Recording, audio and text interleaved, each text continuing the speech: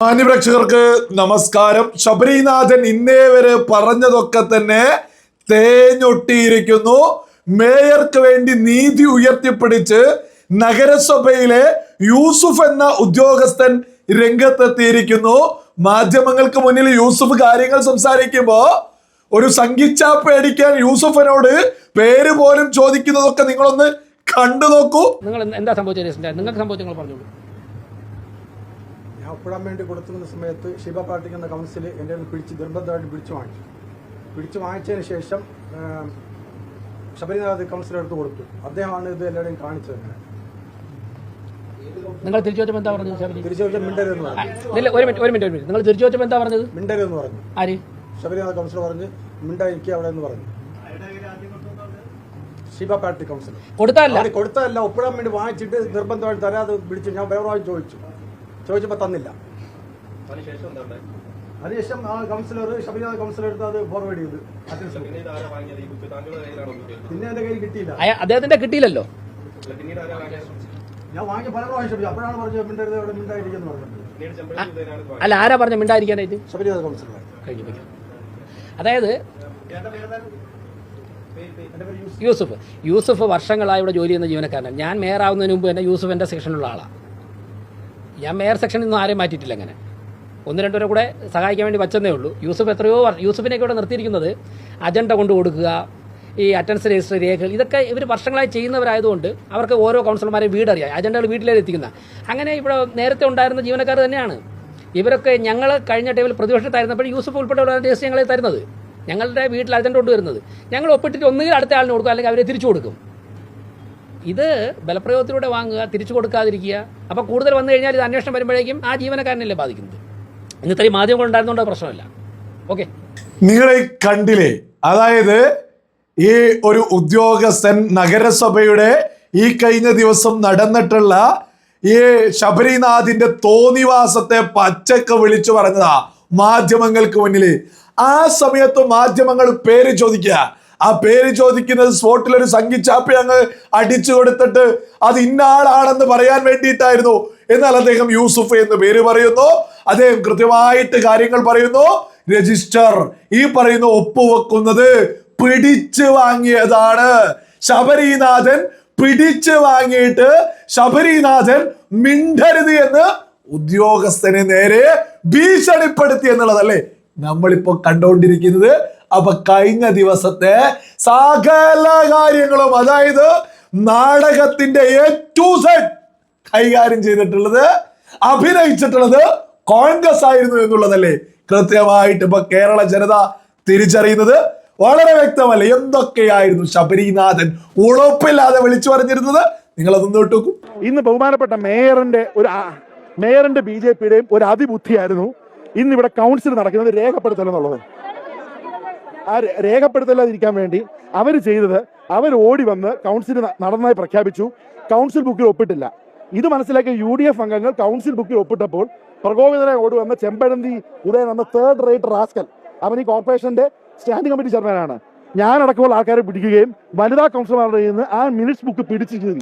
Minutes book BJPക്കാർ പിടിച്ചു കീറിയെന്ന് ഉദ്യോഗസ്ഥരെടുത്ത് നിന്ന് പിടിച്ചെടുത്തത് ആരാ? മിണ്ടരുത് എന്ന് ഭീഷണിപ്പെടുത്തിയത് ആരാ? ശബരിനാഥ് അല്ലേ? അതല്ലേ ആ ഉദ്യോഗസ്ഥൻ കൃത്യമായിട്ട് പറയുന്നത്. പിന്നെ കേരളത്തിലെ സകല പ്രമുഖ മാധ്യമങ്ങളും നിരന്നു നിന്നൊരു മീറ്റിങ്ങിന് ഇത് നടന്നിട്ടില്ല എന്നൊക്കെ വരുത്തി തീർക്കാൻ BJP ശ്രമിച്ചു എന്നൊക്കെ പറയാൻ ശബരിനാഥിന് നാണമില്ലേ? അല്ലെങ്കിൽ നിങ്ങളൊന്ന് ചിന്തിച്ചു നോക്കൂ. അവിശ്വാസ പ്രമേയത്തിന് ഈ പറയുന്ന 34 സീറ്റ് വേണം, ആകെ 20 ആളേ ഉള്ളൂ. ആ 20 ആളെയും വെച്ചിട്ട് അവിശ്വാസ പ്രമേയം അങ്ങ് പാസ്സാക്കുമെന്നൊക്കെ പറയാനും ആ ഉളുപ്പില്ലായ്മയ്ക്കായിട്ട് രംഗത്ത് വരാൻ ശബരിനാഥിനെ കൊണ്ടല്ലാതെ മറ്റാർക്കെങ്കിലും ഇനി സാധിക്കുമോ? ആ ശബരിനാഥ് പറയാണ് BJP യഥാർത്ഥത്തിൽ ഈ ഒരു വിഷയം A to Z എടുത്തു നോക്കുകയാണെങ്കിൽ ഈ പറയുന്ന തലസ്ഥാന നഗരിയിലെ ജനങ്ങളാണ് കോർപ്പറേഷൻ അധികാരം BJP ഏൽപ്പിച്ചിട്ടുള്ളത്. ഇനി കോൺഗ്രസിനോടും CPM-നോടൊക്കെ പറയാനുള്ളത്, നിങ്ങൾ ഈ വരുന്ന 5 വർഷം ഒന്ന് സമാധാനത്തിൽ അവർക്ക് കൊടുക്കൂ. അവരെന്തെങ്കിലും തട്ടിപ്പോ കള്ളത്തരോ ചെയ്താൽ നിങ്ങൾ പ്രതിഷേധമൊക്കെ ആയിട്ട് രംഗത്തെത്തൂ. അല്ലാതെ കോൺഗ്രസ് കേരളം ഭരിക്കുന്നു, ആ തിണ്ണമെടുക്കുമായിട്ട് വെറും 20 പേരെയും കൊണ്ട് അവിശ്വാസ പ്രമേയമൊക്കെ പാസ്സാക്കാൻ രംഗത്ത് വന്നാൽ കേരള ജനത പുച്ഛിച്ചു തള്ളില്ലേ? പിന്നെ മിനിസ്റ്റർ ബുക്കൊക്കെ അങ്ങ് എടുത്ത് പിടിച്ചെടുത്ത് ഉദ്യോഗസ്ഥരിൽ നിന്നൊക്കെ പിടിച്ചെടുത്താൽ കേരളം UDF ഭരിക്കുന്നത് കൊണ്ട് ഉദ്യോഗസ്ഥരൊക്കെ അങ്ങ് അടങ്ങി പേടിച്ചു നിൽക്കുമെന്നാണോ ശബരിനാഥനൊക്കെ കരുതുന്നത്? ആ കാലമൊക്കെ മാറി. ഉദ്യോഗസ്ഥന്മാർ സത്യം വിളിച്ചു പറയും. കൃത്യമായിട്ട് മേയർ പറയുന്നുണ്ട്, ഈ ടേമിൽ വന്ന ഒരു ഉദ്യോഗസ്ഥനല്ല ഈ പറയുന്ന മേയർ ഉൾപ്പെടെ ഇതിനു മുമ്പേ ഉള്ള കാലങ്ങളിലൊക്കെ തന്നെ ഈ പറയുന്ന ഉദ്യോഗസ്ഥരൊക്കെ അവിടെ ജോലി ചെയ്തിട്ടുണ്ട് എന്ന് മേയർ കൃത്യമായിട്ട് തന്റെ അനുഭവത്തിൽ നിന്നാണ് എടുത്തു പറയുന്നത്.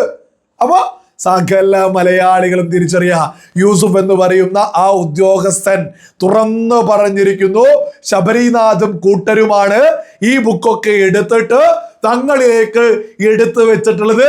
തന്നെ ഭീഷണിപ്പെടുത്തി മിണ്ടാതിരിക്കാൻ പറഞ്ഞ് അത് കൈവശപ്പെടുത്തി അഹങ്കാരത്തിൽ മുന്നോട്ട് പോയത് ശബരിനാഥും കൂട്ടരുക. ഇത് മൊത്തം കുളമാക്കാൻ രംഗത്തിറങ്ങിയത് ശബരിനാഥും കൂട്ടരുക. ഈ ശബരിനാഥിന് ഈ പറയുന്ന UDF അധികാരത്തിലേക്ക് എത്തി, സകലതും അധികാരം കൈകളിലേക്ക് എത്തിയപ്പോഴേക്ക് തലസ്ഥാന നഗരിയിലെ ഭരണം തന്നെ അങ്ങ് അട്ടിമറിക്കാനുള്ള ഒരു അഹങ്കാരത്തിലേക്ക് ശബരിനാഥൊക്കെ എത്തി എന്നുള്ളത് സകല മലയാളികളും തിരിച്ചറിയാ. ഓരോ ആളുകളും ഒന്ന് ചിന്തിച്ചു. ദിനം പ്രതി തിരുവനന്തപുരം കോർപ്പറേഷനുമായി ബന്ധപ്പെട്ട് BJP ചെയ്യുന്ന കാര്യങ്ങൾ കോൺഗ്രസിനെയും CPM-നെയും എത്രത്തോളമാണ് ബുദ്ധിമുട്ടിലേക്ക് എത്തിച്ചത്. എന്നിട്ട് അവർക്ക് കുരു പൊട്ടിയിട്ടല്ലേ, ഒരു ആവശ്യവുമില്ലാതെ അനാവശ്യമായിട്ട് ഇത്തരത്തിൽ തലസ്ഥാന നഗരിയിൽ തന്നെ ഒരു പ്രശ്നവുമായിട്ടൊക്കെ കോൺഗ്രസ് ഒക്കെ രംഗത്തെത്തിയത്. കോൺഗ്രസിനെ കൊണ്ട് കൂട്ടിയാൽ കൂടുവോ തലസ്ഥാന നഗരിയിലെ കോർപ്പറേഷൻ ഭരണത്തെ അട്ടിമറിക്കാൻ? അത് ഇടതുപക്ഷത്തിന് കൃത്യമായിട്ട് അറിഞ്ഞാൽ അവരങ്ങ് ഒതുങ്ങി നിന്നിട്ടുണ്ട്. ഈ പ്രശ്നത്തിന് അവർ ചാടിയിട്ടില്ല. ഇപ്പൊ ചാടുന്നത് മൊത്തം CPM-ന്റെ കൊള്ള മറച്ചു പിടിക്കാൻ ശബരിനാഥും കൂട്ടരും ഇപ്പോ രംഗത്തുള്ളത്. CPM അങ്ങ് മാറി നിന്നിട്ടുണ്ട്. ശബരിനാഥൊക്കെ ഇതുപോലെയൊക്കെ നെറുകേട് ചെയ്യുമെന്ന് നിങ്ങൾ ആരെങ്കിലും പ്രതീക്ഷിച്ചിട്ടുണ്ടായിരുന്നോ? ഈ പറയുന്ന മേയറും ഈ പറയുന്ന BJP സംവിധാനം 5 കൊല്ലം ഭരിക്കട്ടെ, അതിലെന്തെങ്കിലും നെറുകേടോ എന്തെങ്കിലും ഉണ്ടെങ്കിൽ നിങ്ങൾ സംസാരിക്കൂ. ഇവിടെ ബോധമുള്ള ആളുകൾ നിങ്ങൾക്കൊപ്പം നിൽക്കൂ. ഇതൊരുമാതിരി ഭരണത്തെ തന്നെ അങ്ങ് അട്ടിമറിക്കുക, ഭരണത്തെ അങ്ങ് മൂക്കിൽ കയറ്റുക. UDF കേരളത്തിൽ അധികാരത്തിലേക്ക് എത്തിയപ്പോഴേക്ക് ജനാധിപത്യത്തെ തലസ്ഥാന നഗരിൽ ശബരിനാഥും കൂട്ടരും കശാപ്പ് ചെയ്യാനല്ലേ ഈ ശ്രമിച്ചിട്ടുള്ളത്. ഇതിനെതിരെ കേരള ജനത ഒറ്റക്കെട്ടായിട്ട് നിന്നിട്ട് ശബരിനാഥിനെയും കൂട്ടരെയൊക്കെ പുച്ഛിച്ച് തള്ളണം. ഏതായാലും നഗരസഭയിലെ യൂസുഫ് എന്ന് പറയുന്ന ആ ഉദ്യോഗസ്ഥന് ഹൃദയത്തിൽ നിന്ന് നന്ദി പറയാണ്. ഈ കോൺഗ്രസ് ഒക്കെ ചെയ്തു കൂട്ടിയ സകല കള്ളത്തരവും കൃത്യമായിട്ട് വിളിച്ചു പറഞ്ഞതോടുകൂടിയിട്ട് കഴിഞ്ഞ ദിവസത്തെ നാടകം സകലതും ഉണ്ടാക്കിയത് കോൺഗ്രസ് ആണ് എന്നുള്ളത് കേരള ജനത തന്നെ തിരിച്ചറിഞ്ഞു. ആ ഉദ്യോഗസ്ഥന് ഹൃദയത്തിൽ നിന്ന് നന്ദി അറിയിക്കുന്നു.